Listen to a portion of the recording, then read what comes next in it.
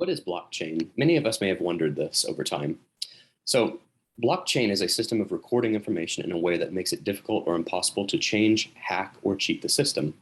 A blockchain is essentially a digital ledger of transactions that is duplicated and distributed across the entire network of computer systems on the blockchain. Each block in the chain contains a number of transactions, and every time a new transaction occurs on the blockchain, a record of that transaction is added to every participant's ledger. The decentralized database managed by multiple participants is known as a distributed ledger technology, or DLT. Blockchain is a type of DLT in which transactions are recorded with an immutable cryptographic signature called a hash. And that's a lot of technical jargon there, but we'll try to simplify this over the course of this video. So here's a good graphic here, and I'm kind of summarizing an article here. The properties of distributed ledger technology. So there are 7 factors for this: programmable, secure, anonymous, unanimous, time-stamped, distributed, and immutable, according to Euromoney Learning 2020. So programmable, a blockchain is programmable. For example, smart contracts. Secure, all records are individually encrypted. Anonymous, the identity of participants is either anonymous or pseudonymous, word of the day. All network participants agree to the validity of each of the records for being unanimous. Timestamped, a transaction timestamp is recorded on a block. Immutable, any validated records are irreversible and cannot be changed. And then distributed, all network participants have a copy of the ledger for complete transparency. And there's a lot of use cases for this in our society today. So what this means, if one block and one chain was changed, it would be immediately apparent that it had been tampered with. If hackers wanted to corrupt a blockchain system, they would have to change every block in the chain across all of the distributed versions of the chain. Blockchains such as Bitcoin and Ethereum are constantly and continually growing as blocks are being added to the chain, which significantly adds to the security of the ledger. And then for a top question, why is there so much hype around blockchain technology? There have been many attempts to create digital money in the past, but they have always failed. Interesting. The prevailing issue is trust, like we've talked about. If someone creates a new currency called the X dollar, how can we trust that they won't give themselves a million X dollars or steal your X dollars for themselves? And that probably has other connotations too, given currencies that exist now. So Bitcoin was designed to solve this problem by using a specific type of database called a blockchain. Most normal databases, such as an SQL database, have someone in charge who can change the entries. For example, giving themselves a million X dollars or dollars of X currency. Blockchain is different because nobody is in charge. It's run by the people who use it. What's more, Bitcoins can't be faked, hacked, or double spent. So people that own this money can trust that it has some value. And one interesting thing about Bitcoin, there is a school of thought that Bitcoin can one day start replacing mainstream currencies. And one of the thoughts, like for those that are familiar with the gold standard that used to exist in the past, is that Bitcoin is a finite quantity. There's a finite quantity of coins. There's no more being produced. There's something like 21,000 or some number. So when the founder, Satoshi Nakamoto, came up with Bitcoin and designed it, the intent was to have a finite supply. And I think the overall long-term goal was to far down the road potentially have Bitcoin as a mainstream currency.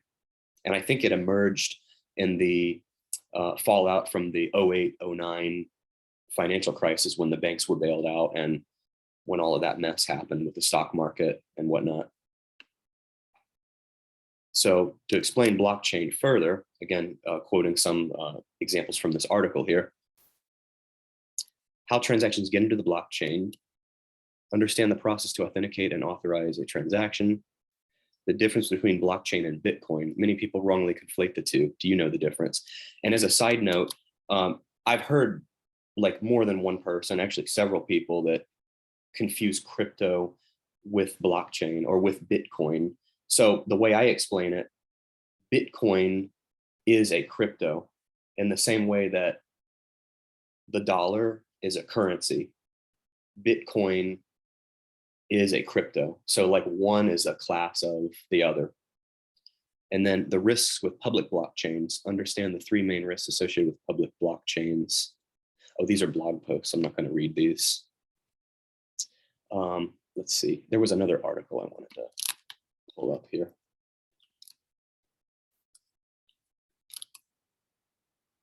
Let's see. We'll look at investopedia.com. Okay, this summarizes a lot of what we've already said. A blockchain is a distributed database or ledger that is shared among the nodes of a computer network. And that's a lot of technical jargon. As a database, a blockchain stores information electronically in digital format. Blockchains are best known for their crucial role in cryptocurrency systems such as Bitcoin for maintaining a secure and decentralized record of transactions. The innovation with a blockchain is that it guarantees the fidelity and security of a record of data and generates trust without the need for a trusted third party. Let me scroll down here because I think I had this article up before and I want to find some examples that the article gave. Let's see here. How does a blockchain work? The goal of blockchain is to allow digital information to be recorded and distributed, but not edited. In this way, a blockchain is the foundation for immutable ledgers or records of transactions that cannot be altered, deleted, or destroyed. And that's how they operate on the distributed ledger technology. Here's the transaction process again. Let me enlarge this here. So a new transaction is entered. The transaction is then transmitted to a network of peer-to-peer computers scattered across the world. This network of computers then solves equations to confirm the validity of the transaction. And then going from left to from top to bottom and then from left to right. Once confirmed to be legitimate transactions, they are clustered together into blocks. These blocks are then chained together, creating a long history of all transactions that are permanent. So you see chain and block, blockchain, get it? And then the transaction is complete.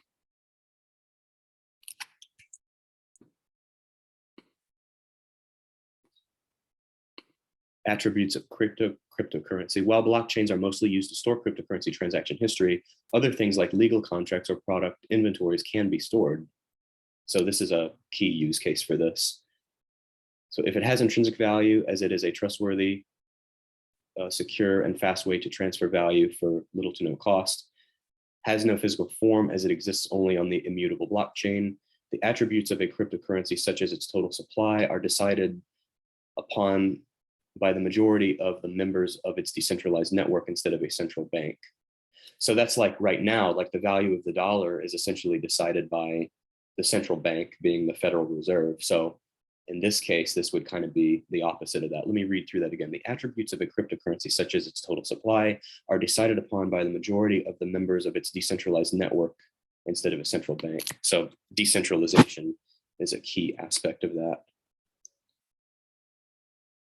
Transparency. Because of the decentralized nature of Bitcoin's blockchain, all transactions can be transparently viewed by either having a personal node or using blockchain explorers that allow anyone to see transactions occurring live. I'm not going to read through all of that. Let's see what else is here at the bottom. Blockchain versus banks. Blockchains have been heralded as being a disruptive force to the finance sector, and especially with the functions of payments and banking. However, banks and decentralized blockchains are vastly different. In terms of hours open, Bitcoin wouldn't have that issue. Transaction fees, transaction speed, know your customer rules, ease of transfers, privacy, security, approved transactions, and account seizures. How are blockchains used? As we know, blocks on Bitcoin's blockchain store data about monetary transactions. Today, there are more than 10,000 other cryptocurrency systems running on blockchain, but it turns out that blockchain is actually a reliable way of storing data about other types of transactions as well. Banking and finance. Perhaps no industry stands to benefit from integrating blockchain to its business operations more than banking. Financial institutions only operate during business hours, usually 5 days a week. By integrating blockchain into banks, consumers can see their transactions processed in as little as 10 minutes. And there's something else that might be a use case for this too, real-time payments, which many of the banks are working on. This is where the payment clears immediately. So this is kind of like Zelle, not so much PayPal, but like Zelle, Venmo, things like that. Currency. Blockchain forms the bedrock for cryptocurrencies like Bitcoin. The US dollar is controlled by the Federal Reserve, like we just said a minute ago. Under this central authority system, a user's data and currency are technically at the whim of their bank or government. If a user's bank is hacked, the client's private information is at risk. If the client's bank collapses or the client lives in a country with an unstable government, the value of their currency may be at risk. In 2008, several failing banks were bailed out, partially using taxpayer money.